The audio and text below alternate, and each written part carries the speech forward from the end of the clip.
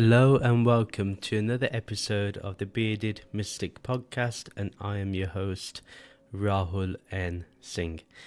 Thank you for taking out the time today to either watch or listen to this podcast episode.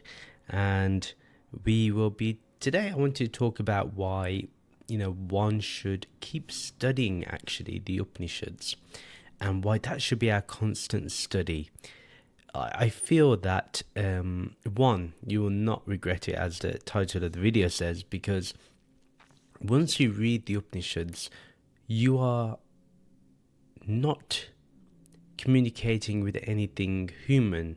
You are communicating with consciousness itself, your own inner consciousness. And these words are there to point you back to yourself, back to the true self, back to the Atman. And the reason why I feel like we should keep studying the Upanishads, I know a lot of people talk about studying the Bhagavad Gita, and I do agree that should be studied too. But why do I say study the Upanishads? Because that holds a philosophical means behind the message of the Bhagavad Gita. Now, for example, there's numerous times where Sri Krishna actually kind of deliberately takes from the Upanishads. One is to show that it's a continuum, it's nothing different, but at the same time it also shows the significance of the Upanishads, that in order to live a practical spiritual life, you need to have this philosophy to ground you. You need to have this understanding to ground you. And there's nothing better than, reading the Upanishads. And there's two versions I really like a lot. One is obviously Swami Nikhilanandaji's his Bhagavad Gita and his Upanishads, the 4-volume one. That's really good. But the one that I really love the most, because I feel like it just speaks to the heart, it gets the essence correct. So it's not, sometimes you don't need the literal meaning of the Upanishads, because sometimes things can get lost. But when someone understands the essence of what's being said and then is able to translate that into English, Eknath Easwaran is the best translation you can have of the Upanishads and also of the Bhagavad Gita, in my opinion. There's something accessible with the way he words things, with the way he kind of speaks about things. So yes, obviously there's going to be people who are going to be like, well, we need things to be accurate and all this, and I agree with that to some degree. But like for example, some may argue that, oh well, such and such person has the Bhagavad Gita as it is, but as we know, it really isn't as it is. It's been manipulated with, and that's the Sanskrit that's been manipulated too. So it's not even it's not even a positive thing. But when it comes to with Eknath Easwaran's translations, even his books, I find them to be quite accessible for today's age. And there's something, you see, we live in a world today where it's very easy to say, well, my religion is better than your religion, and we're better and you're not, and there's this undercurrent of kind of competition. But what Eknathji does very well is he shows the similarities and embraces whatever is similar. That's not saying that he probably doesn't acknowledge the differences. Everyone can see the differences. But, when our mindset is such, that's why, a lot of people these days that are I find their mentality is to fault find. They always are looking to find faults with something and see something wrong. But recently, what I've been trying to do is listen as if I am to discover something new. And this way of thinking brings you to a mind that is able to think, discern. So because I'm able to slow down, because when you're fault finding, you're being critical, but you're not really slowing down to understand. You're quick to find the one fault, then the next fault, then the next fault. So, but if you want to study the Upanishads, you have to actually give your mind rest, and you have to kind of just let the Upanishads speak to you. So I'll give you an example. This is in the Isha Upanishad, so it's the very first verse. This is how Eknath Easwaran translates it. The Lord is enshrined in the hearts of all. The Lord is a supreme reality. Rejoice in Him through renunciation. Covet nothing. All belongs to the Lord. Now, obviously, in this light, we can say he's talking about Saguna Brahman, or he's talking about Ishvara, the Upanishad. The Lord is enshrined in all, in the hearts of all. It's manifest in everything. But when you say the hearts of all, your heart becomes open too, because you know what? You recognize that the Lord is there within you too. Do you see what I mean here? So when you say in all, even in the people that you don't like, even in the people that do not like you, you see the Lord in them. It's enshrined like a temple.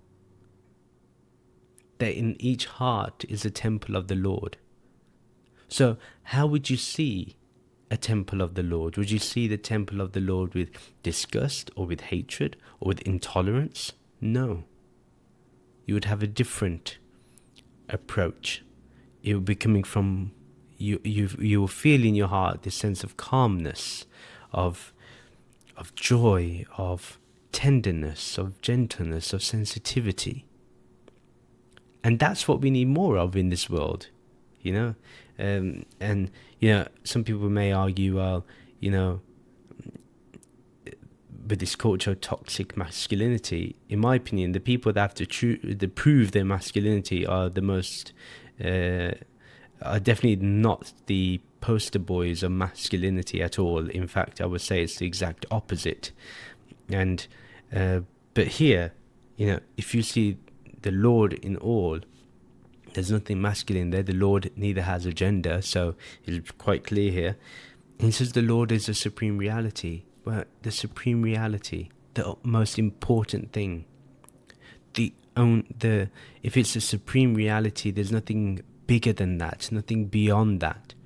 So think about it. If that's in all, how can you see difference in others? Forget about hating or disliking or loving or whatever. Just the fact that how can you see any difference? It's all one. In this very line, you see it's all one. And then rejoice in Him through renunciation. So, once you have Him, once you have this Lord, this Ishvara, this Brahman, this formless awareness, this Nirakar, do you want anything else? You naturally renounce things. For example, what desires? If you are fully immersed in the rejoicing of this Supreme One, how can you think of anything else? How can you think of another desire? All desires just naturally get renounced. It's not even you have to say, well, I don't want this anymore. No, it just naturally happens. You do not have to say anything. It just drops. And that's true renunciation. When it just drops away. Like when a leaf has, when it's autumn or fall, as they say in America, and the leaves turn yellow, brown, and they fall away. They drop from the branches, from the twigs. Just like that, your desires are like those leaves. Once you rejoice in the Lord, then these desires will fall away like the leaves fall away from a tree. That's how simple it is. And then covet nothing. Don't be proud of anything. Why? Because it's not yours. It's all the Lord's. That's the supreme reality. That's enshrined in everything, in the hearts of all. So not just anything with the living heartbeat, but anything and everything. Anything living, anything that is manifest in this universe. It's enshrined in that. And therefore, how can you be proud of anything you have or desire something that other people have? You can't. You can't have any of those things because it all belongs to the Lord, as it says. When I was, when we were given Brahm Gyan in the Nirgaya mission, the first principle that we asked to follow is body, mind, and material possessions are all a gift from God, from Nirankar, and they are to be treated as such. And you're just merely a trustee. That's all you are. They're on loan to you. And literally, that's the first line of the Isha Upanishad, the first principle. And if you follow, and I used to hear growing up that if you follow that first principle, you've mastered spirituality. That's the key to spirituality. And it's true.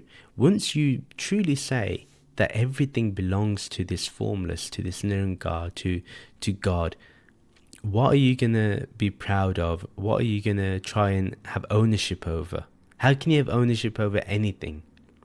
So that shows that, we all know, like, for example, if this house is in my name, or a car is in my name, or this computer's in my name, it's temporary. Once I die, once this body goes, then it's not really going to be belonging to me. God knows what will happen to it afterwards.